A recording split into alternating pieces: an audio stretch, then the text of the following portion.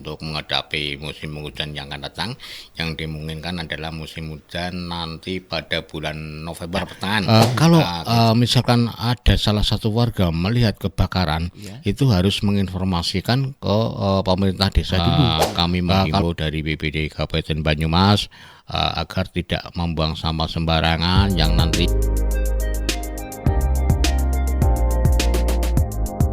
Pendengar dan pemirsa RRI Purwokerto, senang sekali saya Yanuar Adi bisa kembali hadir untuk menemani Anda. Kali ini kita ada di podcast Tarik Mase, seputar informasi Banyumas dan sekitarnya. Pendengar dan pemirsa, seperti yang kita tahu, saat ini kita masih ada di musim kemarau dan ada beberapa potensi kebencanaan yang terjadi pada musim ini. Kali ini kita akan membahas seputar mitigasi kebencanaan dan tentu saja saya tidak sendirian. Bersama dengan kita pada podcast kali ini sudah hadir Bapak Awal Sudiono selaku staf bidang pencegahan dan kesiapsiagaan dari BPBD Kabupaten Banyumas. Apa kabar Pak Awal? Alhamdulillah, syukurlah sehat nih Bapak. Baik Pak Awal, terkait dengan upaya pencegahan, upaya mitigasi kebencanaan yang saat ini giat dilaksanakan dari BPBD Kabupaten Banyumas seperti apa Pak? Oke, di musim kemarau ini untuk menghadapi musim hujan yang akan datang, yang dimungkinkan adalah musim hujan nanti pada bulan November pertengahan. Kita mengadakan ataupun istilahnya sosialisasi atau edukasi terhadap masyarakat. Kita datangi mereka ke desa-desa untuk edukasi kepada masyarakat di wilayah Kabupaten Banyumas, khususnya di daerah rawan banjir dan longsor. Saat ini bencana yang sering terjadi di Banyumas apa saja Pak? Kalau saat ini pada musim kemarau adalah bencana kekeringan untuk mencukupi kebutuhan air sehari-hari pada masyarakat. Kita melakukan dropping air bersih yang saat ini sudah ada 18 kecamatan daerah rawan bencana kekeringan yang sudah kita dropping. Berarti ada 18 kecamatan di Banyumas yang rawan kekeringan ya Pak ya? Betul. Sering kekurangan air bersih. Betul, iya. Seperti apa Pak upaya dari BPBD Banyumas ini untuk mengatasi kesulitan warga ini? Oke.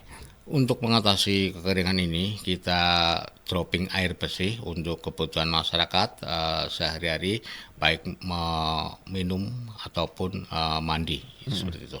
Wilayahnya mana saja Pak?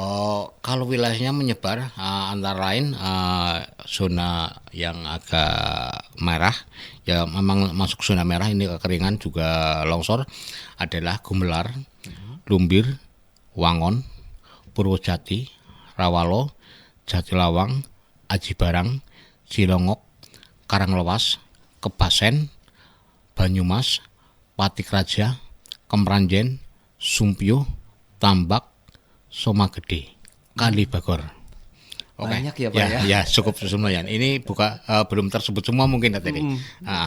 Hanya contohnya saja. Ini kan bencana kekeringan yang sebenarnya sering terjadi di musim kemarau ya Pak Betul. ya. Kalau berdasarkan evaluasi dari musim kemarau tahun lalu seperti apa Pak perbedaannya dengan kemarau saat ini?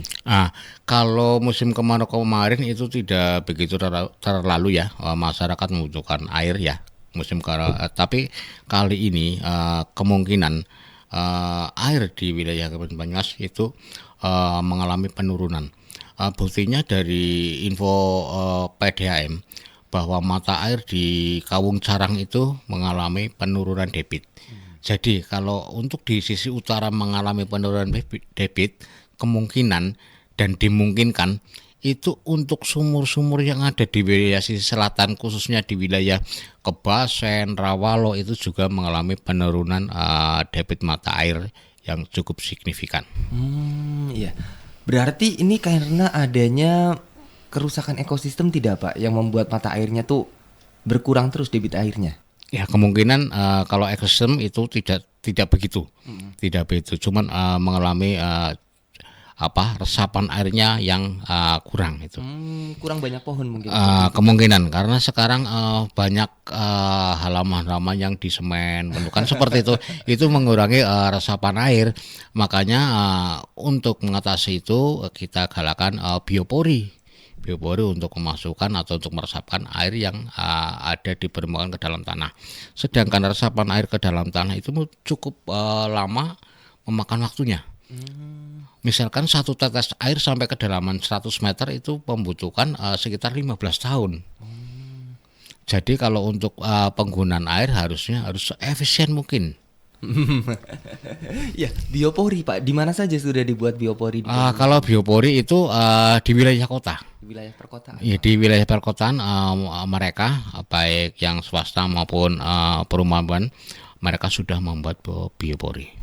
Iya, Pak. Selain kekeringan ini, Pak, saat musim kemarau ini rawan kebakaran juga ya, Pak ya. Iya. Seperti apa, Pak, kebakaran lahan dan hutan yang terjadi di Banyumas selama musim kemarau ini, Pak? Oke, kalau kebakaran hutan dan lahan kemarin ada beberapa wilayah, diantaranya adalah di wilayah Kebasen, itu Desa Kaliwidi dan Radegan, Gambarsari, dan di wilayah Purwojati itu Desa Kaliputih. Antaranya itu sebagai contoh. Kita juga mengatasi itu secara sigap bersama TNI Polri dan relawan serta masyarakat yang ada di situ untuk memadamkan api. Baik, Pak. Awal terkait dengan upaya seperti pertolongan pertama mungkin ya saat warga itu melihat ada kebakaran sambil menunggu petugas datang, itu sebaiknya apa sih yang dilakukan oleh warga, Pak? Ya, kalau misalkan ada salah satu warga melihat kebakaran, itu harus menginformasikan ke pemerintah desa dulu. Kalau pemerintah desa atau bisa langsung juga call center BPBD Kabupaten Banyumas ataupun ke damkar langsung. Jadi kita bisa sebagai komando untuk mengatasi pemadaman tersebut.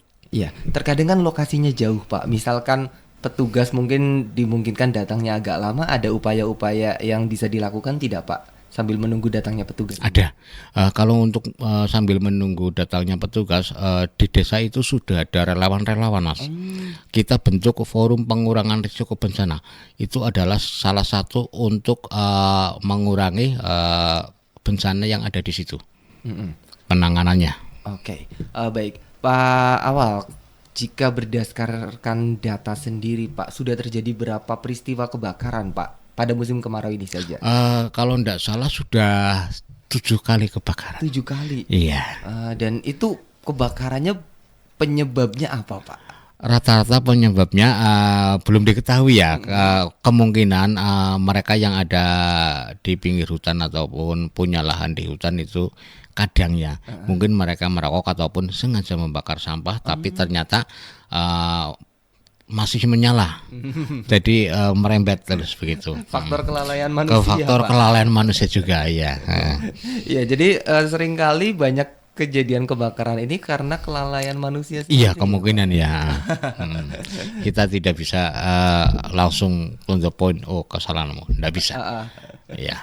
Oke. Lalu Pak, antisipasi yang dapat dilakukan dari masyarakat untuk mencegah terjadinya kebakaran seperti apa, Pak? Untuk antisipasi kepada masyarakat, kita sebagai BPD Banyumas menghimbau masyarakat agar tidak membakar sampah ataupun rumput yang ada di perkebunan ataupun yang ada di lokasi kehutanan. Itu. Ya, terkait dengan kesiapan sarana dan prasarana dari BPBD Banyumas itu seperti apa, Pak? Sarana dan kalau untuk kebakaran hutan, sarana dan prasarananya kita menggunakan alat sederhana, kemungkinan tank semprot. Tapi kalau dari pemerintah daerah damkar itu langsung dengan mobil. Itu pun mobil tidak bisa langsung masuk karena medannya yang suram. Itu kesulitan kita. Ya, makanya kita cari di situ kalau ada mata air kita gunakan mata air, kalau tidak ya kita menggunakan alat seadanya yang bisa memadamkan api di lokasi. Selain kesulitan lokasi, Pak, kesulitan apa lagi yang mungkin pernah ditemui di saat mencoba untuk memadamkan kebakaran? Kalau kesulitan, kita memang ada kesulitan, tapi kita tidak boleh menyerah terhadap kesulitan itu sendiri. Kita berusaha untuk memadamkan demi kenyamanan masyarakat. Oke, baik. Satu lagi Pak Awal, mungkin ada ajakan atau imbauan yang bisa disampaikan kepada warga masyarakat, Pak, terkait dengan upaya mitigasi bencana di musim kemarau ini, Pak.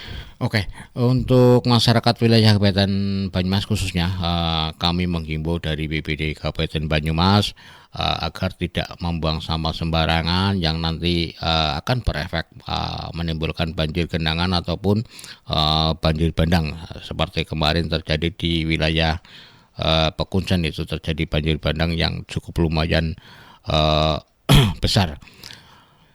untuk masyarakat yang ada di wilayah daerah rawan bencana tanah longsor itu juga harus waspada. Tidak boleh menebang pohon sembarangan, serta apabila terjadi rekan di dalam di atas lereng itu harus segera menutup. Dan yang paling signifikan itu bila terjadi pada musim hujan mata air secara tiba-tiba, masyarakat itu harus waspada terhadap mata air itu, sebab mata air itu adalah tanda lokasi tersebut akan longsor. Oke, baik. Terima kasih Pak Awal Sudiono selaku staf bidang pencegahan dan kesiapsiagaan dari BPBD Banyumas untuk kehadirannya di podcast kali ini, dan selamat melanjutkan aktivitasnya kembali Pak Awal. Baik pendengar dan pemirsa RRI Purwokerto, itu dia kebersamaan kita di podcast Tarik Mase seputar informasi Banyumas dan sekitarnya. Nantikan untuk podcast-podcast lainnya tentunya dengan obrolan yang seru dan tema menarik lainnya. Saya Yanuar Adi pamit. Wassalamualaikum warahmatullahi wabarakatuh. Waalaikumsalam.